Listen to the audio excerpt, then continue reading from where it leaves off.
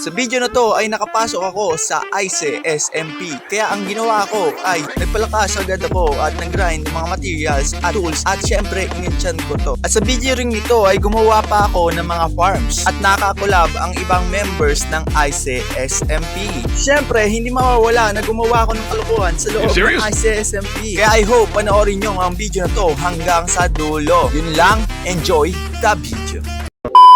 Yo, nandito nga pala ako ngayon sa ICE SMP. Kaso, kung makikita nyo, wala akong kagamit-gamit at isa lamang akong kalaboy na pangat.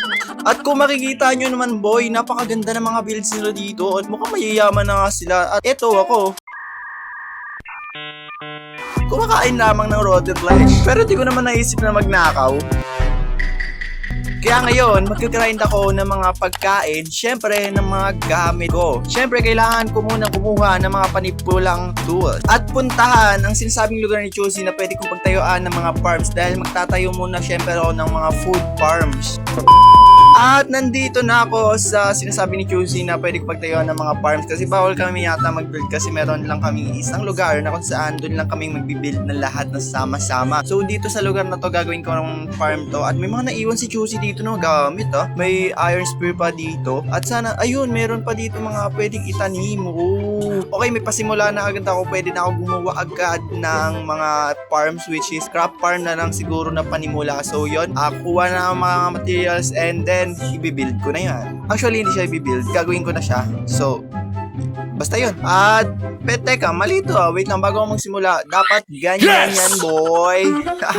Simulan na nga natin to.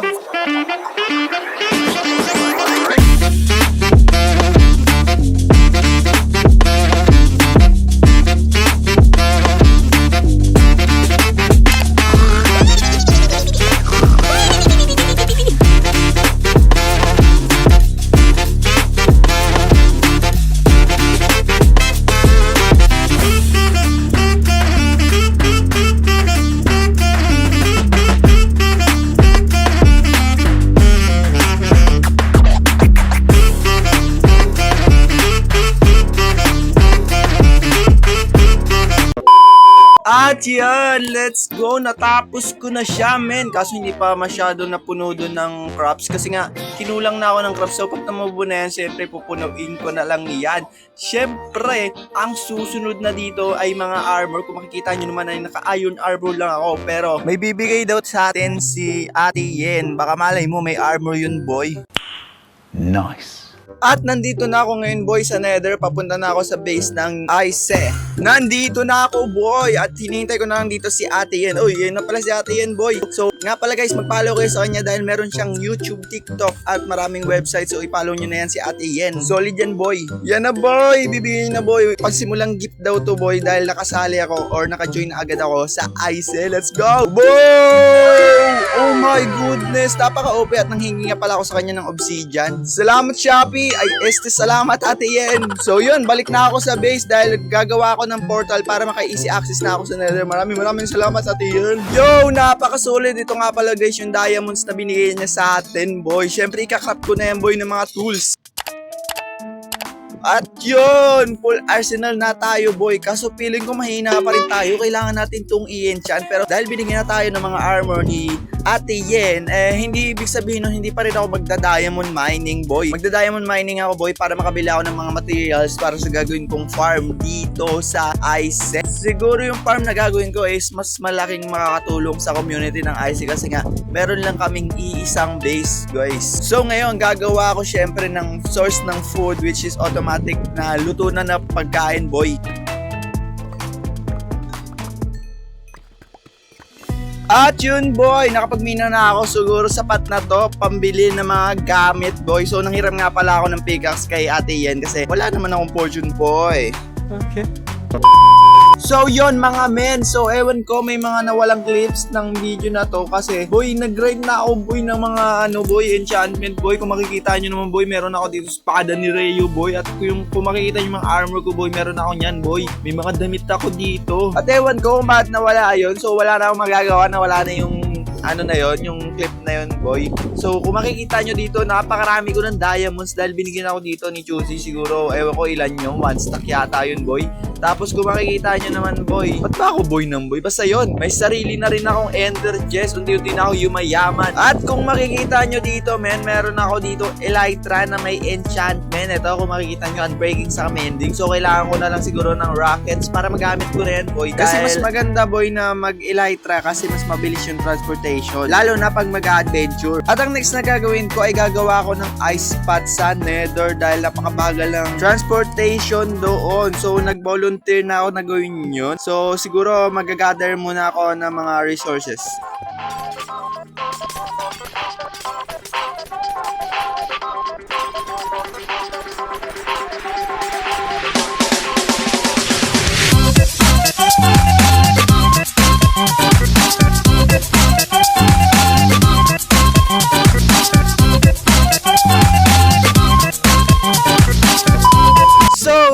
Kung makikita nyo dito, kompleto na yung mga materials na gagamitin natin para sa aming nether transportation, mga kaibigan. Kung makikita nyo rin, may elytra ako dyan na enchantment. Huwag nyo napansin yan, men. So, ayan na, kompleto nga. So, pumunta muna tayo sa nether para magawa na natin dito, men. So, ayan, men, nandito na nga tayo ngayon sa nether. So, ang gagawin na natin, i-clear out lang muna natin tong paglalagyan ng ice.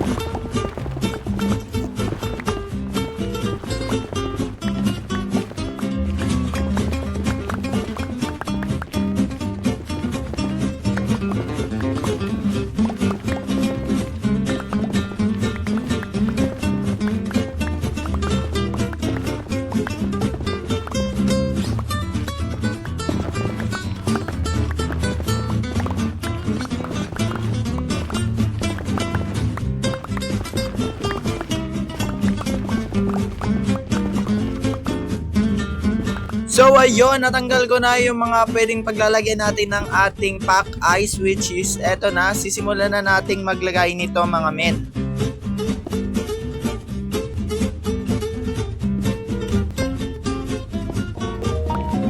At sa wakas, eto namin yung last part. Oh my goodness. So, masyado kong napaikli siguro yung time-lapse yata din eh. So, pinaikli ko na lang kasi baka boring sa inyo, no? So, kung makikita nyo naman dito, men, tapos na yun dito. Pero yung sa dito, men, hindi pa. Oh, kung makikita nyo naman, men. Pero yung dito, men, tapos na yung sa papunta sa aking base at sa dun sa raid farm ni Chuzi. So, doon naman sa kabila na part, guys. So, time-lapse na lang natin yun. So, yun, mga men. So, nawala yata yung aking time-lapse na record. So, nawala. Kung makikita nyo naman, natapos ko na yan, men. So, may boot pa dito. Ang hirap pabulin. Oh my goodness. So, kung makikita nyo man, men, oh, napakabilis na kaso nakakahilo. Napakahirap. Hindi ako marunong. Oh my goodness. Yan, boy, yun. Napakabilis na ng transportation papunta sa kung saan sa ang portal. Yan, kung makikita nyo, sorry, medyo nahihilo yata yan. Kung makikita nyo, napakabilis lang, boy. Kaysa nakarin na lang, di ba? So, mas maganda na yung may ganito kami sa aming nether. So, ito yung portal ng aming bases, which is doon kami magbibuild ng sama-sama, men. So, yun, balik na ako sa base gamit itong ice pot na aking ginawa, men. Let's go!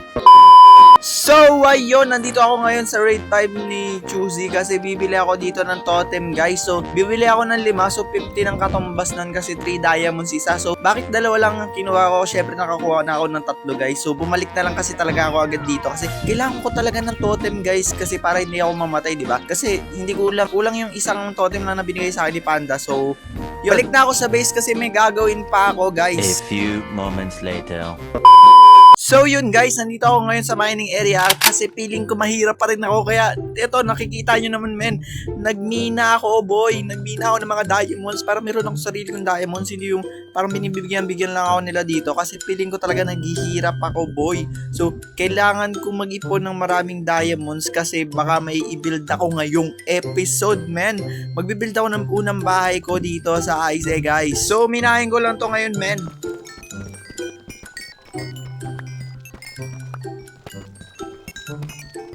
At ayun, namina ko na siya, men. 1 stack in 25. Let's go, Paldo. Guys, meron nga rin pala ako, guys, na mga ibang ores na namina, which is eto na, boy. Itatabi na natin to kasi napakahalaga nito sa akin. So kung makikita nyo, meron ako mga diamonds dito, which is yung iba dyan galing kay Choosy. Ewan ko, nagbigay sa akin ng diamonds boy. Napakabait, syempre ako tatanggapin ko yun, diba? So ayun, nandito na ako sa mga lugar ng mga bases namin, which is magke-claim na ako ng area dito kung saan ako magbi-build.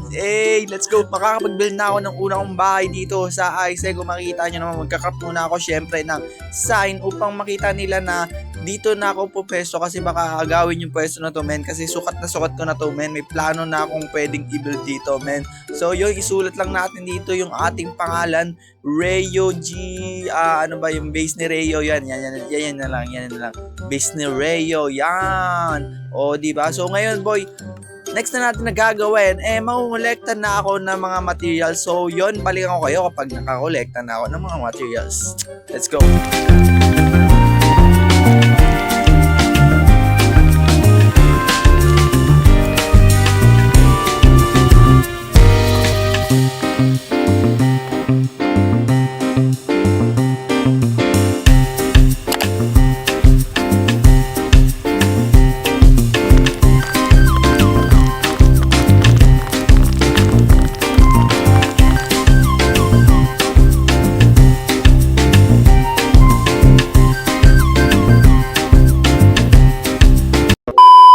So, yun na nga mga men, kumpleto na yung mga materials natin. So, ang una kong gagawin dito, syempre, gumawa muna ako ng outline.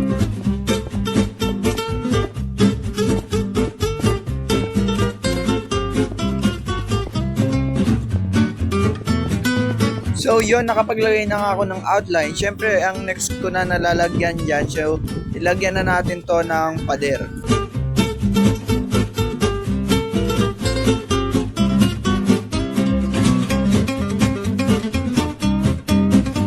So ngayon may mga pader na tayo, syempre lagyan ko na ng mga konting details like mga poste.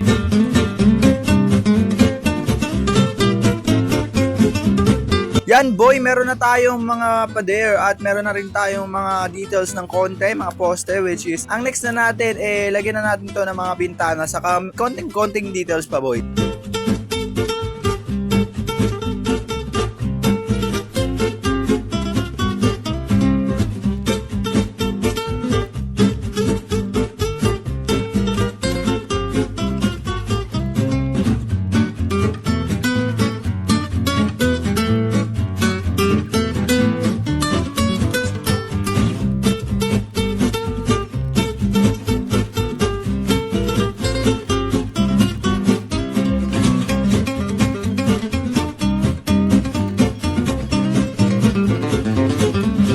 At ayan, konting-konti na lang matatapos na natin tong first floor. So, tuloy-tuloy na natin yung time-lapse hanggang second floor at third floor. Let's go hanggang bubong.